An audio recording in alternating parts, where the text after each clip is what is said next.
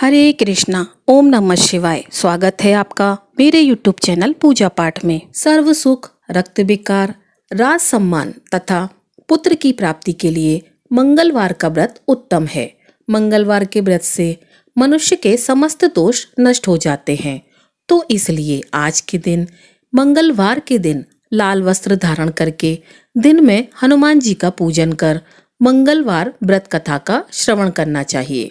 इससे व्यक्ति को बल बुद्धि विद्या की प्राप्ति होती है तथा संकट मोचन हनुमान जी की कृपा से भक्तों के सभी संकट दूर हो जाते हैं। तो आज मैं आपको सुना रही हूँ मंगलवार के दिन सुनी जाने वाली मंगलवार की बड़ी ही दुर्लभ और पौराणिक व्रत कथा, जिसे आप सभी भक्तगण बड़ी श्रद्धा तथा प्रसन्नचित मन से पूरा अवश्य सुनिए। तो आइए जय सिया राम का उद्घोष करते हुए कथा का श्रवण करते हैं। एक नगर में एक ब्राह्मण परिवार रहा करता था। उस परिवार में सिर्फ पंडित दुर्गेश ही थे।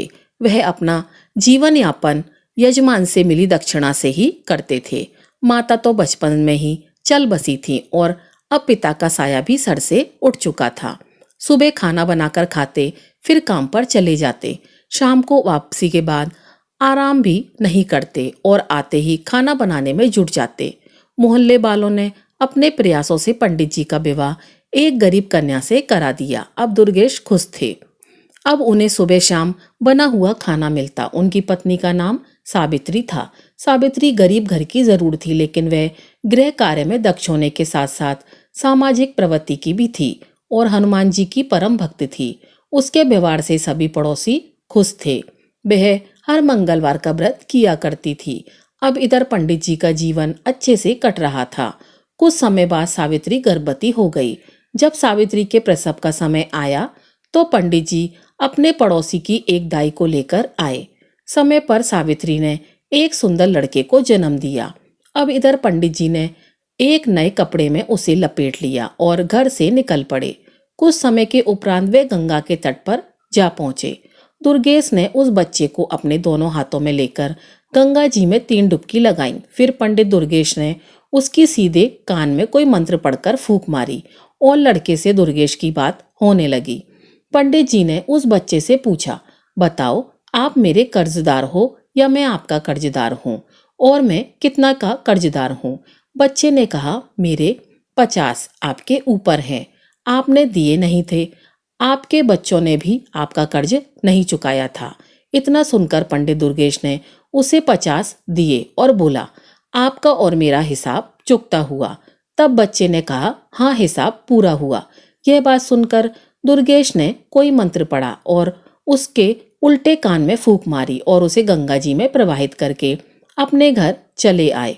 उसने अपनी पत्नी सावित्री को यह कहकर समझा दिया था कि उसका मेरे ऊपर कर्ज था, मैंने उसे चुकता करके उसे वापस भेज दिया। मैं अगर ऐसा नहीं करता तो वह पता नहीं कब हमारे यहाँ से जाता। उस समय हमें बहुत दुख होता। अब सावित्री अपने पति दुर्गेश की बातों से पूर्णतः संतुष्ट थी। जब सावित्री दोबारा से गर्भवती हुई और समय पर एक सुंदर से पुत्र को जन्म दिया तो दुर्गेश ने उसके साथ भी वही करना शुरू कर दिया। वह बच्चे को एक सफेद कपड़े में लेकर गंगा के घाट पर चल पड़ा। वहां पहुंचकर गंगा में घुस गया और बच्चे को गंगा जल में 3 डुबकी लगाई। उसके सीधे कान में मंत्र पढ़कर फूंक मारी और बच्चे से बात की और पूछा, हाँ भाई, गंगा मैया के अंदर है हम और तुम।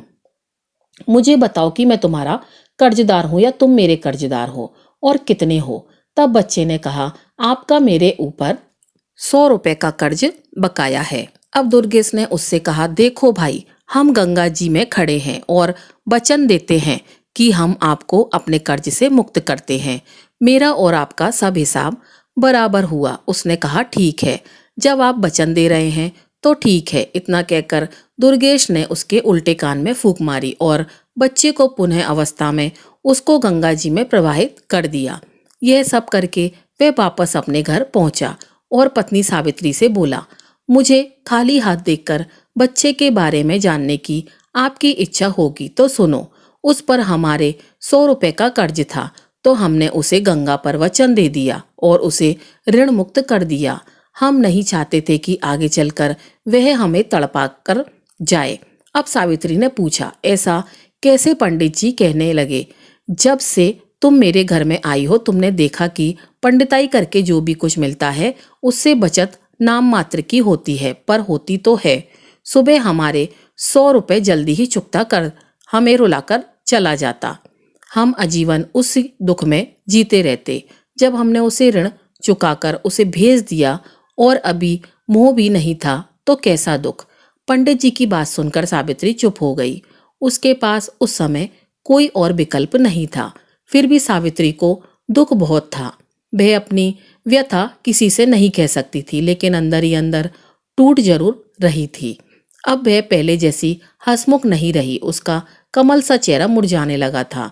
एक दिन एक बुढ़िया ने, जो उसकी पड़ोसन थी, उसे कारण जानना चाहा। सावित्री उस बुढ़िया को बहुत मानती थी, इसलिए वह उसके आग्रह को ठुकरा न सकी और अपनी आप बीती उसे बताई। बुढ़िया कहने लगी, देखो सावित्री, हमारा राजा बहुत दयालु है और वह सभी की सुनता है। कल तुम मेरे साथ चलना और राजा को सब बताना। सावित्री ने उससे कहा, ठीक है माँ जी। अगले दिन जैसे ही दुर्गेश अपने काम पर गए तो पड़ोसन बुढ़िया आ गई और उसे बोली, चलो चलो सावित्री। अब सावित्री तो तैयार बैठी थी। वह राजा के पास दरबार में गई और वहां पहुंचने के बाद राजा ने उसकी सारी बातें ध्यान से सुनी। बातें सुनकर राजा ने उस बुढ़िया से कहा, अब यह जिम्मेदारी तुम्हारी है कि आगे जब इसके बच्चा होने को हो तब तुम मुझे सूचना दे देना। और सावित्री से कहा, तुम भी भूल मत जाना, इस बुढ़िया को याद से मेरे पास भिजवा देना। इसी आशा में दोनों अपने घर आ गईं। सावित्री और पड़ोसन बुढ़िया राजा से आश्वासन मिलने के बाद निश्चिंत हो गई थी। बुढ़िया तो पूरी तरह अस्वस्थ थी, लेकिन सावित्री अपने दोनों संतानों के बारे में सोचकर ही सिहर जाती, जिसका मुंह भी उसने अच्छी तरह से नहीं देखा था। पर पंडित दुर्गेश को तो कोई दुख ही नहीं था। वह जो कर रहा था अपने भविष्य को ही सोचकर कर रहा था। दुर्गेश ने अपने असीम प्रेम और स्नेह से सावित्री को महान दुख से उबार लिया था। अब दोनों में परस्पर प्रेम की धारा बहने लगी और सावित्री फिर से हनुमान जी की पूजा अर्चना करने लगी। इसी का प्रताप यह हुआ कि सावित्री ने तीसरी बार गर्भ धारण किया। सावित्री ने अपने पड़ोसन बुढ़िया के माध्यम से राजा को भी संदेशा भिजवा दिया। राजा ने उसको समझा दिया कि चिंता मत करना, जब प्रसव होने वाला हो मुझे सूचित कर देना, मैं सब कुछ अपने आप देख लूंगा। सावित्री खुश होने के साथ साथ पिछली यादों से परेशान थी। वह हर समय अपनी तीसरी संतान की चिंता में डूबी रहती थी। समय समय पर उसकी पड़ोसन आकर उसे समझा जाती। इस तरह धीरे धीरे गर्भावस्था पूर्ण हुई और प्रसव समय भी आ गया। सावित्री ने दुर्गेश से कहा, आप पड़ोसन वाली बुढ़िया माई को मेरे पास छोड़कर दाई को बुला लाओ। पंडित जी पड़ोसन की बुढ़िया को अपनी पत्नी के पास छोड़कर दाई को बुलाने चले गए। सावित्री ने बुढ़िया से कहा, माँ जी आप राजा को खबर दे दो, इसलिए मैंने आपको पहले ही बुला दिया है। जब तक दाई आई तब तक राजा भी वेश बदलकर दुर्गेश के घर के आसपास पहुंचा और इधर उधर टहलने लगा। कुछ समय के पश्चात शिशु के रोने की आवाज आने लगी। तभी पंडित जी अंदर गए और एक साफ नए कपड़े में उसे लेकर गढ़ से निकल गए। जब राजा ने दुर्गेश को बाहर निकलते देखा तो राजा भी उसके पीछे पीछे निश्चित दूरी बनाकर चलने लगा। कुछ समय के पश्चात दुर्गेश गंगा के तट पर पहुंचा। बच्चे को लेकर वह गंगा में घुस गया और कमर तक जल में जाकर रुक गया। अब दुर्गेश ने बच्चे को 3 डुबकी लगाई और उसके सीधे कान में एक और उसके सीधे कान में कोई मंत्र फूंक मारा। अब बच्चा बात करने में सक्षम था। तब दुर्गेश ने उससे पूछा, बताओ मेरा कर्ज आपके ऊपर है या आपका कर्ज मेरे ऊपर है, और कितना है? तो बच्चा कहने लगा, आपका मेरे ऊपर 50,000 रुपए का कर्ज है, जिसे मेरे बच्चों ने भी नहीं चुकता किया था। दुर्गेश ने अपनी तसल्ली के लिए पुनः बच्चे से पूछा, देख लो हम गंगा में खड़े हैं, सच सच बताना, नहीं तो गंगा पाप लगेगा। यह सुनकर बच्चे ने कहा, मैं सच सच कह रहा हूँ, मेरे ऊपर आपके 50,000 का कर्जा है। पंडित जी ने बच्चे के उल्टे कान में मंत्र फूका। बच्चा अपने असली रूप में आकर रोने लगा। अब राजा दूर से यह सारा अदृश्य देख रहा था। अब दुर्गेश ने बच्चे को गंगा में डुबकी लगाना शुरू कर दिया। राजा कुछ करता इससे पहले ही दुर्गेश 3 डुबकी पूरी करके बच्चे को कपड़े में लेकर जल से बाहर निकलकर किनारे पर आ गया। अब पंडित जी बच्चे को लेकर अपने घर की तरफ चल दिए। राजा के मन में अब यह जानने की उत्सुकता बढ़ती जा रही थी कि आखिर इसने पहले दोनों बच्चे गंगा में प्रवाहित क्यों किए। अतः राजा ने अपने असली रूप में आकर दुर्गेश को रोक लिया। दुर्गेश ने राजा को देखकर उसको सलामी दी तो राजा ने दुर्गेश से पूछा, यह बताओ तुम अपने दोनों बच्चों को गंगा में प्रवाहित क्यों करके आए। दुर्गेश कहने लगा, महाराज आप इस बात को अच्छी तरह से जानते हैं कि एक पंडित को पंडिताई में क्या मिलता है। किसी ने 1.25 आने दे दिया तो किसी ने थोड़ा बहुत अनाज दे दिया, कुल मिलाकर पेट पूजा हो जाती है।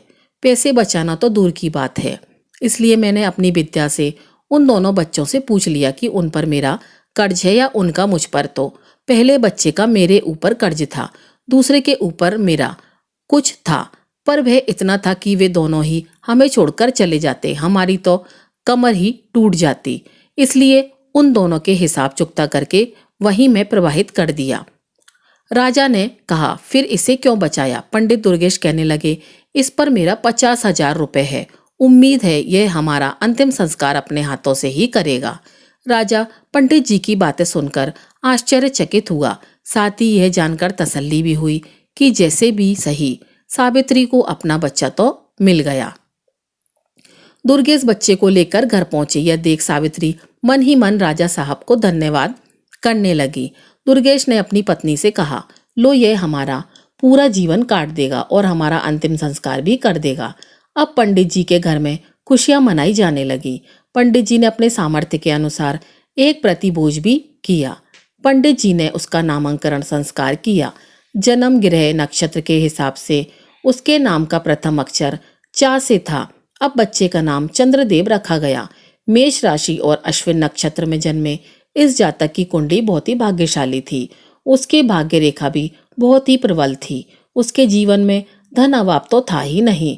चंद्रदेव के जन्म के बाद ही पंडित जी के अच्छे दिन शुरू हो गए। पहले पंडित जी को भरण पोषण के लिए काफी मशक्कत करनी पड़ती थी, लेकिन अब उनका गुजारा अच्छे से होने लगा। उनकी पंडिताई अच्छे से चल रही थी। धीरे धीरे चंद्रदेव भी चंद्रकलाओं की तरह दिन दुगना रात चौगुना बढ़ने लगा। 5 वर्ष का होने पर उसे एक संस्कृत स्कूल में दाखिला दिया गया। चंद्रदेव पढ़ने में बहुत तेज था। पंडित जी शाम के समय अपना 1 घंटा बेटे को ज्योतिषी सिखाने में लगा देते। बेटे चंद्र की बुद्धि विलक्षण थी। उसे जो मंत्र बताए जाते उसे कंठस्थ करना उसके लिए बाएं हाथ का खेल था। संस्कृत में प्रथमा करने तक उसने अपने पिता दुर्गेश से ज्योतिषी में भी पूरी दीक्षा प्राप्त कर ली। चंद्रदेव प्रथमा करने तक एक अच्छा नवयुवक हो चुका था। 14 वर्ष की उम्र में भी वह 18 का लगता था। पंडित जी की पत्नी अपने पुत्र को इस तरह बढ़ता देखकर मन ही मन भगवान का शुक्रिया अदा करते। सावित्री अपने पुत्र को निहारती और भगवान का धन्यवाद करती, हनुमान जी को धन्यवाद देती और राजा का भी धन्यवाद करती। उसे तो यह पता ही नहीं था कि उसमें राजा का कोई योगदान नहीं है। अब चंद्रदेव ने प्रथमा के बाद आगे की शिक्षा के लिए अपने माता पिता को मना कर दिया। उसने माँ से कहा, माँ मैं भी पिताजी के काम में हाथ बटाऊंगा। माँ ने कहा, बेटा अभी तेरी उम्र ही क्या है, खेलो खाओ और आगे दुनियादारी को समझने की कोशिश करो। यह काम तो सारी उम्र ही तुम्हें करना है। इस पर चंद्रदेव ने कहा, माँ जब मुझे पंडिताई करनी ही है तो बाद में क्यों, अभी से क्यों नहीं। विद्या तो कोई हो, उसे जितना उपयोग करेंगे उसमें बढ़ोतरी उतनी ही होगी। कल पूर्णिमा का दिन है तो मैं भी कल से काम पर जाऊंगा। अब पंडिताइन मन ही मन बहुत खुश हो रही थी। चलो अब उसके घर में 2-2 कमाने वाले हो गए थे। थोड़ा पैसा इकट्ठा करके हम अपने बेटे का विवाह भी कर देंगे और मजे से उसकी दुनिया में रम जाएंगे। मन में ऐसा विचार करके वह सो गई कि चलो सुबह जल्दी उठकर दोनों के लिए खाना भी बना दूंगी। कल दोनों ही काम पर जाएंगे। पंडिताइन को रात में नींद नहीं आई। वह सोचने में ही करवट बदलते बदलते परेशान हो गई। सुबह जल्द ही जाग कर रसोई का काम निपटाकर स्नान ध्यान करके हनुमान जी का पूजन करने के बाद खाना बना दिया और अब निश्चिंत होकर चारपाई पर लेट गई। वह सारी रात सो नहीं पाई थी, अतः जिस निश्चिंतता के साथ वह लेटी थी उसे जल्दी ही नींद आ गई। सुबह पंडित जी जब अपने समय पर उठे तो उन्होंने देखा श्रीमती जी सो रही हैं, तो किसी अनहोनी की चिंता में डूब गए और सबसे पहले उसे जगाकर पूछा, अरे ओ भाग्यवान, तबीयत तो ठीक है? कहते हुए उसके माथे को छूकर देखा। तब सावित्री ने उनसे कहा, मेरी तबीयत बिल्कुल ठीक है, थोड़ा जल्दी उठ गई थी, सो काम धाम करके मैं लेट गई और नींद आ गई। आप अपने नित्य कर्म करो, खाना तैयार है। इतने में चंद्रदेव भी जाग गया और नित्य कर्म करने लगा। दोनों पिता पुत्र तैयार होकर आ गए। सावित्री ने दोनों के आसन लगाकर उन्हें खाना परोसा। दोनों ने खाना खाया और दोपहर का खाना साथ में लेकर अपने काम पर निकल गए। चंद्रदेव का पहला दिन था तो उसे कोई भी यजमान ऐसा नहीं मिला जो उसकी सेवा में उसे ले सके। धीरे धीरे शाम होने को आई। चंद्रदेव उदास मन से घर के लिए रवाना हुआ।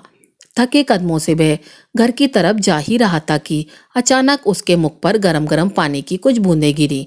उसने अपनी नजर ऊपर उठाई तो देखा एक बहुत ही सुंदर स्त्री अपनी आंखों में आंसू बहा रही थी। उसके आंसू की बूंदें ही चंद्रदेव के ऊपर गिरी थीं। चंद्रदेव रुक गया और उससे पूछने लगा, बहन, आपको क्या दुख है, मुझे बताओ, हो सकता है मैं आपकी कोई मदद कर सकूं। ऊपर से उस स्त्री ने देखा एक नौजवान लड़का तिलक छापे राम नाम की पीताम्बरा डाली नीचे खड़ा है। वह बहुत बड़ा पंडित लग रहा था। उसे देखकर ऐसा लग रहा था मानो अभी अभी काशी से आ रहा हो। उस स्त्री ने कहा, अरे तेरे जैसे कितने आए और थक कर चले गए, मेरा तो विश्वास ही उड़ गया है तुम्हारे जैसे ढोंगी पंडितों से। इतना सुनकर चंद्रदेव बहुत ही विचलित हुआ और मन में विचार किया कि मैं इस महिला से कुछ ना मिलने पर भी मैं इसकी परेशानी का कारण जानकर उसका समाधान अवश्य करूंगा। उधर से महिला ने कहा, मैं तुम्हें कोई पैसा या दक्षिणा देने वाली नहीं हूँ। चंद्रदेव ने कहा, माताजी नीचे तो आ जाओ, हाथ दिखाओ और बताओ समस्या क्या है। वह स्त्री नीचे आई और कहने लगी, देखो मैं पहले से ही तुम्हें बता देती हूँ, मैं तुम्हें कोई दान दक्षिणा देने वाली नहीं हूँ। बाद में तुम दक्षिणा के नाम पर मुझे ठगना चाहो। चंद्रदेव ने कहा, बहन मैं कोई ढोंगी नहीं हूँ, इसी शहर का निवासी हूँ, पंडित दुर्गेश जी का पुत्र हूँ। मेरा नाम चंद्रदेव है। मैं एक ज्योतिषी हूँ, इसी मोहल्ले में रहता हूँ। हाँ, दूसरी बात, मैं आपका रोना देख दुखी हुआ हूँ, इसलिए पूछ लिया। अब आपकी मर्जी है, जानना चाहती हो या नहीं। वह स्त्री कहने लगी, ठीक है, तुम जो भी कहो, इतना समझ लो मैं तुम्हें पैसा देने वाली नहीं हूँ। चंद्रदेव कहने लगा, ठीक है, मैं पैसे कम मांग रहा हूँ। तो वह स्त्री बोली, अगर तुम्हारी बातें सही निकली तो मैं तुम्हारे घर पर ही दक्षिणा भिजवा दूंगी। चंद्रदेव कहने लगा, बताओ समस्या क्या है। उस स्त्री ने कहा, मेरे पति परदेश गए, 4 वर्ष हो गए हैं, अभी तक वापस नहीं आए और ना ही कोई सुखद पत्र उन्होंने भेजा। मैं केवल यह जानना चाहती हूँ कि वे ठीक तो हैं और कब तक वापस आएंगे। चंद्रदेव ने कहा, आपने 2 प्रश्न पूछे हैं, इन दोनों में से आप किसके बारे में पहले जानना चाहती हो। स्त्री बोली, दोनों प्रश्नों के बारे में जानना चाहती हूँ। चंद्रदेव कहने लगा, नहीं। उस स्त्री ने कहा, क्यों? तो उसने बताया, क्योंकि मैं मुफ्त में केवल एक ही बात बताऊंगा। अब तुम फैसला करो, कौन सी बात पूछना चाहती हो। स्त्री चुप हो गई और दिमाग का इस्तेमाल करने लगी। सोचने लगी कि कौन सा प्रश्न पहले पूछूं, आने पर दिख जाएंगे, और दूसरा, स्वस्थ होंगे तभी तो आएंगे। ऐसा विचार करके स्त्री ने कहा, आप केवल यह बता दीजिए कि मेरे पति कब तक आएंगे। चंद्रदेव ने अपना पत्रा निकाला और उसमें देखने लगा। अपनी उंगलियों पर गणना करके करीब आधे घंटे की गणना के बाद उसने कहा, सुनो, आपके पति आज रात्रि में ही आ जाएंगे। स्त्री बोली, क्या पागल हो गए हो, ढोंगी कहीं के, मुझे बेवकूफ समझा है क्या? चंद्रदेव ने कहा, वो कैसे? स्त्री बोली, पैसों का लालच होगा। चंद्रदेव बोला, बहन, जब कह दिया कि मुफ्त में ही सवाल बताऊंगा, फिर यह कैसी बात कर रही हो। स्त्री कहने लगी, अभी तक तो किसी ने कुछ भी नहीं बताया। चंद्रदेव बोला, बहन, मैं ज्योतिषी हूँ, ठग नहीं। अब तक आपका ठगों से पाला पड़ा होगा। मैं अपनी विद्या के अनुसार बता रहा हूँ कि आपके पति रात्रि के 12 बजे तक आ जाएंगे। वह स्त्री बोली, आप सही कह रहे हैं, मेरे साथ ठगी हो चुकी है, इसलिए अब मैं किसी और पर विश्वास नहीं कर सकती और किसी को पहले पैसा भी नहीं दूंगी। चंद्रदेव कहने लगे, बहन मैंने तो पहले ही कहा था, मुफ्त का मतलब मुफ्त। अगर आपको सही लगे तो मेरी दक्षिणा जो उचित समझो भिजवा देना। उसने कहा, अच्छा ज्योतिषी जी, तो आप कह रहे थे हमारे पति आज रात में आएंगे। चंद्रदेव कहने लगा, हाँ आज रात्रि के ठीक 12 बजे आपके पति आएंगे। सुनो, वे पैदल नहीं आएंगे, वे हाथी पर आएंगे और बहुत सारा धन लेकर आएंगे।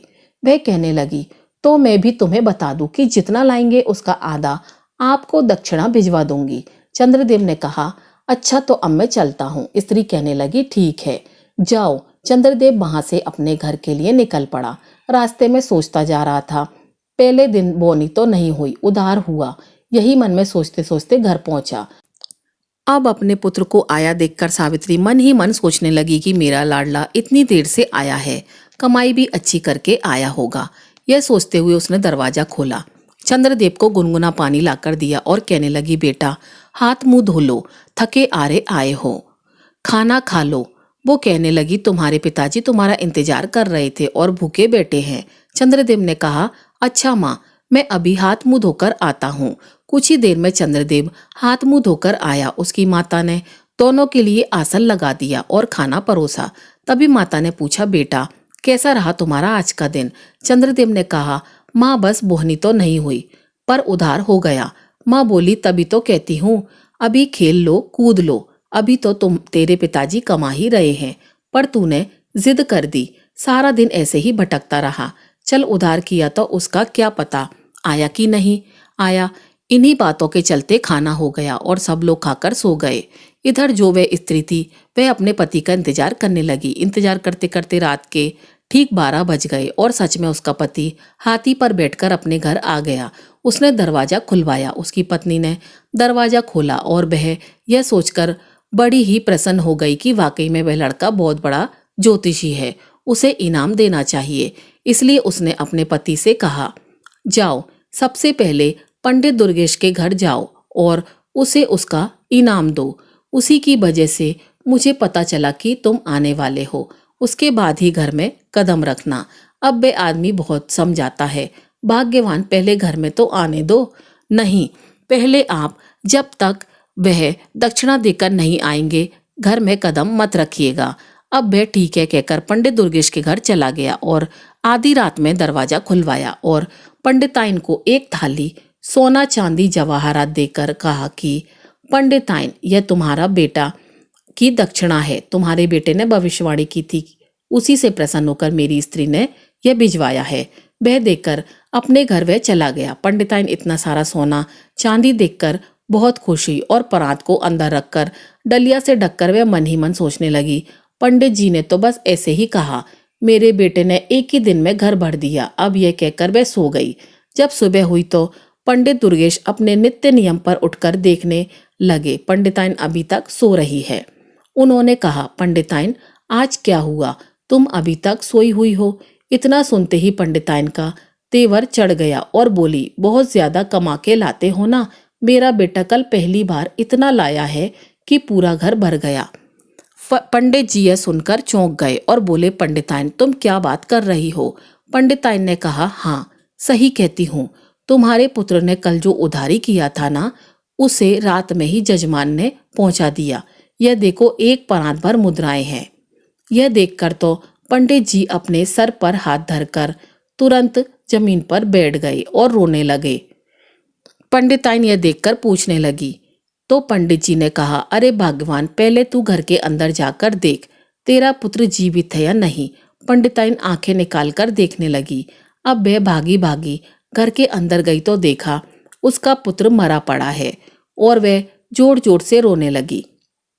यह देखकर पंडित जी ने कहा, पंडिताइन मैंने कहा था ना, पूर्व जन्म के उसके अपने सभी कर्ज को चुकता कर हमसे मुक्ति पाली है, इसलिए तो हम उसे कमाना देना नहीं चाहते थे। अब तुम हनुमान जी की पूजा करो, अब वही तुम्हारे पुत्र को वापस ला सकते हैं। यह सुनकर पंडिताइन बिना अन्न पानी के 1 हफ्ते तक उपवास करती रही। जब हफ्ता पूरा हुआ तो वह मरणासन हो गई। यह देखकर हनुमान जी भी बड़े प्रसन्न हुए और बोले, यदि मैंने इस ब्राह्मणी को दर्शन नहीं दिया तो सभी भक्तों का विश्वास मुझसे उठ जाएगा। यह सोचकर हनुमान जी महाराज पंडिताइन के घर उसकी कुटिया में ही प्रकट हो गए और बोले, पंडिताइन, तुमने मंगलवार का व्रत करके मुझे बड़ा ही प्रसन्न किया है। तुम लगातार हर दिन मंगलवार को व्रत नियम से करती आई हो। मांगो, तुम्हें क्या चाहिए? पंडिताइन ने कहा, ना मुझे सोना चाहिए, ना अन्न, ना धन, मुझे बस मेरा पुत्र चाहिए। हनुमान जी ने कहा, उसके भाग्य में जो लिखा था वही हुआ। पंडिताइन ने कहा, नहीं, पहले ही 2 पुत्र चले गए हैं। पंडित जी ने मुझे उन्हें आंख भर के देखने भी नहीं दिया, इसलिए मैं चाहती हूँ आप इस पुत्र को मुझे वापस कर दो। प्रिय भक्तों, उस पंडिताइन के कठिन तपस्या से प्रसन्न होकर हनुमान जी ने तथास्तु कह दिया और कहा, पंडिताइन, जरा कमरे के अंदर जाकर के देखो, तुम्हारा पुत्र तुम्हें बुला रहा है। पंडिताइन ने जैसे ही पुत्र के कमरे में कदम रखा, उसका पुत्र हंसता खेलता अपनी मां के चरणों में गिर गया और इस प्रकार पंडिताइन के मंगलवार के व्रत के प्रताप से उसका पुत्र उसे प्राप्त हुआ। तो प्रिय भक्तों, मंगल का व्रत अष्ट सिद्धियों 9 निधियों को देने वाला है। माता सीता ने हनुमान जी को यह आशीर्वाद दिया है कि मंगलवार के दिन जो उनकी पूजा करेगा एवं व्रत कथाओं को श्रवण करेगा तो वह धन, पुत्र, आरोग्य, सभी प्रकार के सुखों से परिपूर्ण होगा। वह हर प्रकार के संकटों से मुक्त रहेगा। तो बोलिए, बजरंग बली महाराज की जय। जय सिया राम, जय जय सिया राम। ओम नमः शिवाय। तो दोस्तों, यह थी हमारी आज की कथा। अगर आपको कथा अच्छी लगी हो तो वीडियो को लाइक कीजिएगा और चैनल को सब्सक्राइब कीजिएगा। आपका दिन शुभ हो।